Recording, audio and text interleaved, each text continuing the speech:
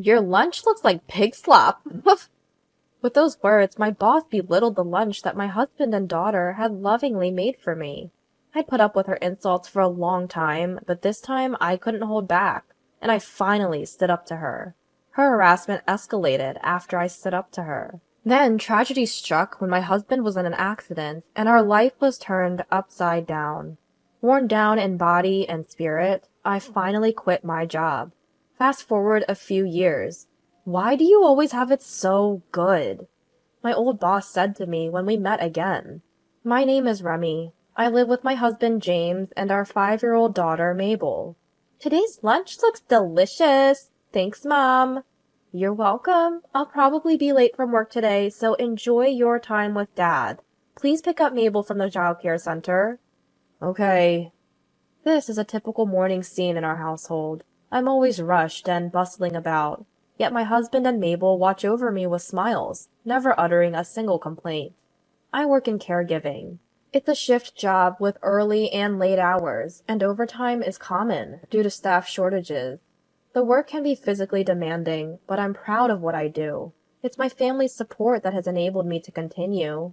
Good morning. I arrive at work 5 minutes before start time. Remy, your hair's a mess. You take care of your family in the morning and then work full time? You're truly amazing. My single colleague always praises me when I rush into the workplace. Blessed with good colleagues, I've been working hard, but enjoying my job. However, there's one person at my workplace who doesn't think well of me. Remy, you're cutting it close again today. You have a lot to do, so please come earlier and prepare. I'm sorry.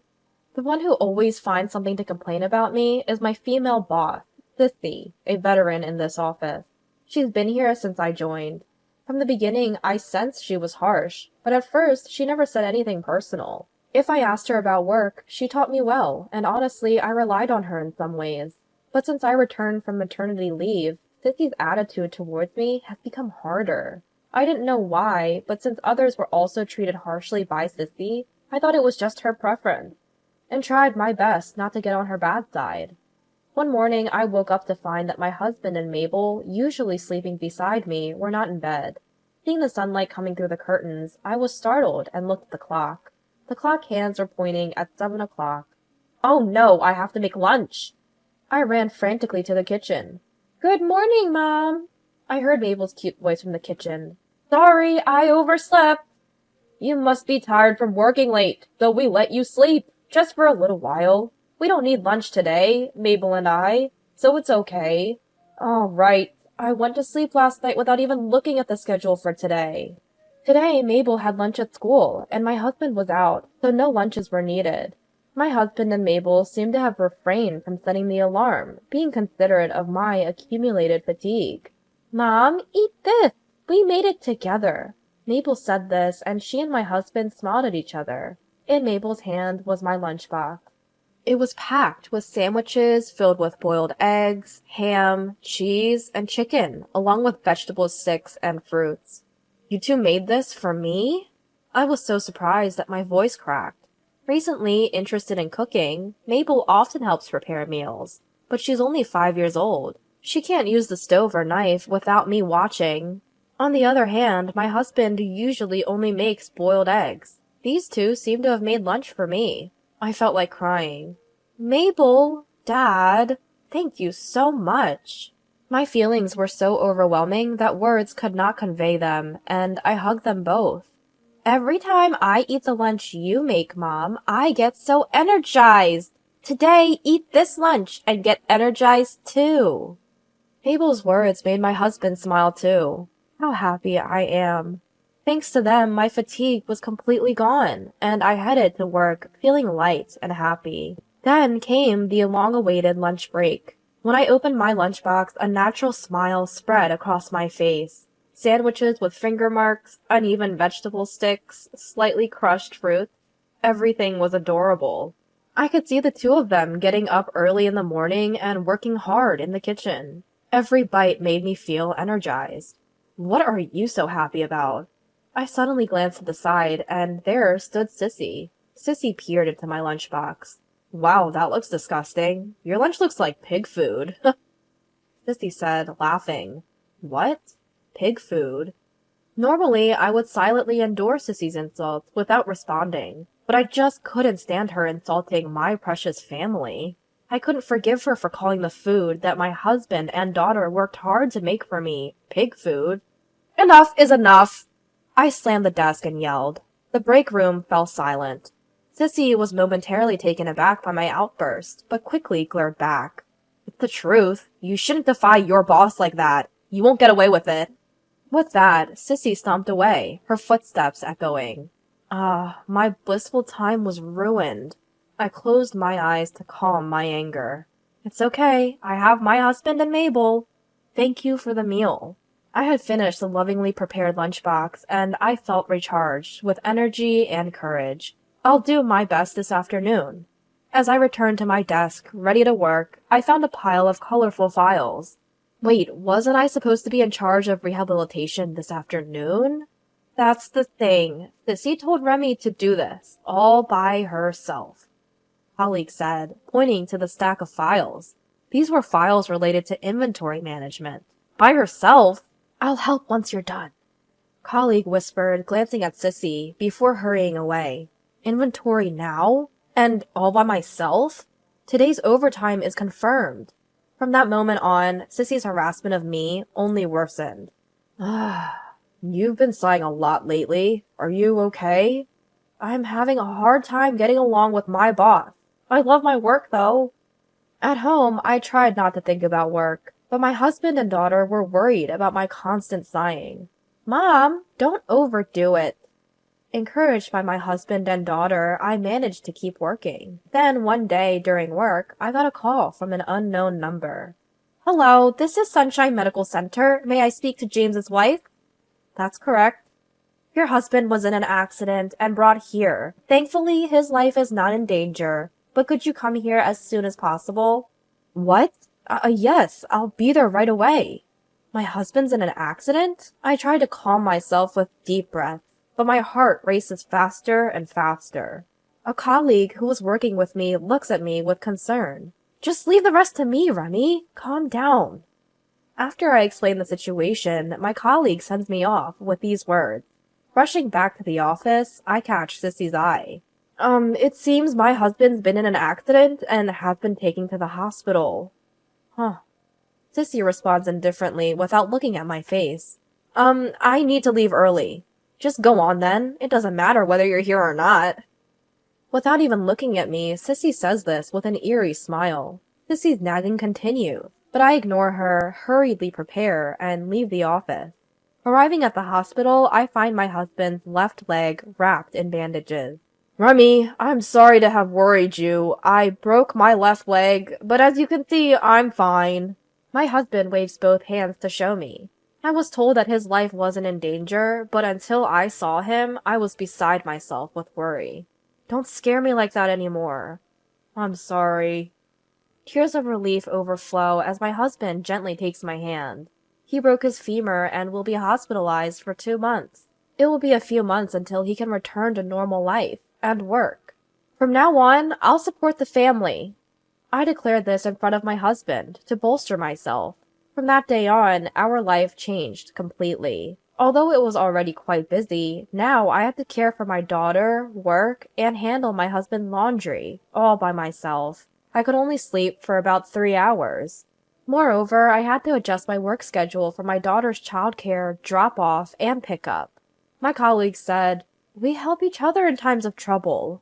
But Sissy took every opportunity to put me down. You can't come early or stay late because of childcare? Normally, parents would help out or something. Anyway, it's because you're so spacey that you guys get into accidents. You and your family really are something, interfering with work like this. Huh. Sissy laughs snidely. If I could get my parents to come, I would have done so from the start. But both our families are far away, and there's no one nearby to rely on. Others were in the office, but no one cared. Well, if they spoke up to Sissy, they'd become her next target, so no one would risk defending me. I was already feeling constrained by having others do my work, but being criticized not only for me, but also for my family, had shredded my heart. That evening, when I stopped by my husband's hospital, he patted the bed, beckoning me to sit. Remy, something's wrong. You don't have to endure anymore. I had been desperately trying to be strong for the family, but my husband seemed to see right through me. I finally opened up to him about Sissy's harassment. After hearing everything, my husband quietly said, Remy, don't push yourself anymore. How about resigning from that workplace? Money's not a concern. As long as you're smiling, our family will be happy. My husband's words began to heal my battered heart. James, thank you. With that, I submitted my resignation the next day. You're just quitting your job in the end, huh? Ignoring Sissy's nagging to the very end, I tidied up my belongings and left the company I had worked at for 10 years. With extra time on my hands, I started cooking with my daughter, accompanying my husband in his rehabilitation, and cherishing the time spent with my family. From the outside, it seemed like I was selflessly supporting my daughter and husband, but in reality, they were the ones helping me. Spending time with the two of them rejuvenated my stress-weakened heart, and I began to feel happy every day. Mom, let's bake cookies today. Sure, we ran out of butter, so let's go buy some. Now I have time to leisurely make sweets with Mabel after she gets back from the childcare center. Hoping for this blissful time to continue, I decided to seriously start studying. 4 years later, after finishing shopping and waiting for the elevator, I was called from behind. Remy, long time no see. A familiar voice. My body twitched in response. Turning around, the voice indeed belonged to my former boss, Sissy. I was at a loss for words, but Sissy continued. I live on the top floor here. Oh, really? I had been tense until then, but Sissy's words made my lips loosen. I shifted into work mode. Thank you for renting from us. What do you mean? Sissy couldn't understand my words. The owner of this high-rise condo is my husband. What are you talking about? Sissy's eyes darted around. In fact, my husband had bought this high-rise condominium when it was newly built 4 years ago. Then, right after that, he had an accident. While he was hospitalized, I quit my job and started studying frantically, taking over the owner's duties for the condo in place of my husband. Feeling suited for the owner's role, I continued to support my husband, even after he was discharged. I continued my studies, and now I own and manage a condominium myself. How do you like our high-rise condo? The view from the top floor is stunning, isn't it? By the way, a new condominium was built in the neighboring city recently, and I am the owner there. It's close to the station and very convenient. If you know anyone who wants to live in a condo, I can give you a brochure. Shut up! I was eagerly pitching, thinking that someone living on the top floor would likely have money. But Sissy interrupted my words, screeching. Why do you get to have all the good things? She's not my boss anymore, so I'll tell her what I really think. I made up my mind to do just that. What are you talking about? Working hard only to be belittled by you. What's so good about that? Sissy's face twisted in anger. You have a loving family, don't you? What? Sissy looked down, murmuring softly. If I had children, I wouldn't feel so miserable. Then Sissy revealed her inner thoughts in a voice so soft it was barely audible. According to her, she had married, but was unable to have children. She wanted them, but things didn't work out with her husband, who desired children too, and they divorced. As a result, all that remained for Sissy was her job, and she worked tirelessly to outperform everyone else. But every time she saw younger people getting married, having children, and taking a year of parental leave, she felt miserable. My busy mornings, rushing into work, seemed to her a symbol of happiness, and she was actually envious. At the same time, she couldn't stand my apparent happiness, blessed with a child and husband, and that's why she was harassing me. Hearing this didn't bring up any sympathy in me. Mixing personal feelings with work and harassing your subordinates is the worst thing a boss can do. I lost my job because of you. What you did is unforgivable. I said that and rode the elevator alone, closing the door. Sissy didn't apologize until the end and just stood there, looking down. Now, 3 months later, Sissy moved out of the apartment building.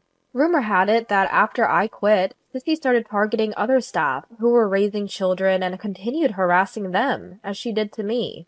During this time, the company established a harassment consultation service due to stricter compliance in recent years. One day, there was an anonymous tip about Sissy's harassment, and the company conducted an internal investigation. They confirmed the facts and also uncovered that I had been forced to resign due to the harassment. Taking the situation seriously, the company decided to demote Sissy and transfer her to a lower-paying department. As a result, Sissy could no longer afford her rent and had to leave the high-rise apartment building. It's only what she deserved. My husband, who had been worried that Sissy might harass me again, seemed genuinely relieved that she had left the high-rise apartment building. I'm really thankful that you encouraged me to resign back then. Me too. I'm always thankful to Remy. Let's keep it going. With that, my husband reached out his hand.